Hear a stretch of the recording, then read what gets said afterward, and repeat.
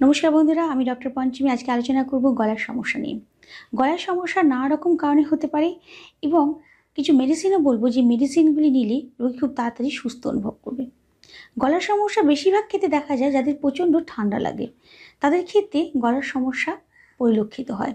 এবং যারা উচ্চস্বরে কথা বলেন, গান এবং বক্তৃতা দেন, তাদের ক্ষেত্রেও গলার সমস্যা হতে পারে। তো আজকে কিছু সিমটম বলবো, যে সিমটম অনুসারে যদি আপনারা মেডিসিনগুলি নেন, তাহলে দেখবেন আপনার যদি গলার সমস্যা হয়ে থাকে তাহলে খুব তাড়াতাড়ি সুস্থ হয়ে উঠবেন। ফার্স্ট হচ্ছে, যদি গলার ভেতরে একদম ফুলে গেছে বা লাল হয়ে গেছে এবং তার সাথে যদি আপনার মাথার যন্ত্রণা থাকে, সেই ক্ষেত্রে বেলেডোনা 30 CH পটেসিতে নিলে রোগী খুব তাড়াতাড়ি সুস্থ অনুভব করবে। নেক্সট হচ্ছে, যদি গলার ভেতরটা ফুলে যায় এবং তার সাথে যদি শ্বাস প্রশ্বাসে প্রচণ্ড দুর্গন্ধ আসে এবং ফোলা অংশটি যদি ঈষৎ নীল এবং লালচে হয়, সেই ক্ষেত্রে মাক্সল 3X পটেন্সিটা নিলে খুব তাড়াতাড়ি রোগী সুস্থ হয়ে উঠবে। অনেকের ক্ষেত্রে দেখা যায় যে ঘুম থেকে ওঠার পরেই যেন মনে হয় তার গলায় কিছু একটা আটকে আছে এবং তার সাথে সে ঢোক গিলতে পর্যন্ত কষ্ট অনুভব করে। সেই ক্ষেত্রে ল্যাকেসিস 6 একটি এফেক্টিভ মেডিসিন হিসেবে কাজ করে।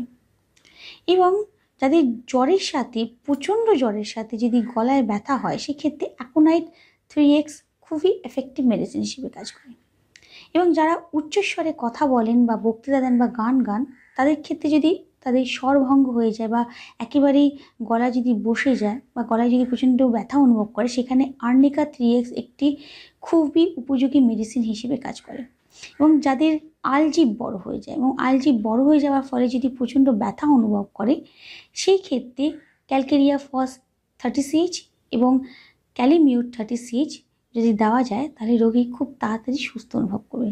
তো বন্ধুরা, আপনাদের গলায় যদি কোনো রকম সমস্যা হয় এবং এই সিমটমের সঙ্গে যদি আপনার সিমটম যদি মেলে, তাহলে আমার বলা মেডিসিনগুলি অবশ্যই ইউজ করবেন। আশা করি আপনি অনেকটাই সুস্থ অনুভব করবেন এবং আপনার যে গলায় সমস্যাগুলো হচ্ছিল সেগুলো একেবারেই কমে যাবে।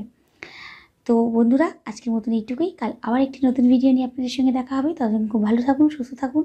আর যদি আপনাদের আমার ভিডিও ভালো লেগে থাকে, তাহলে অবশ্যই একটা লাইক, কমেন্ট আর শেয়ার করতে ভুলবেন না।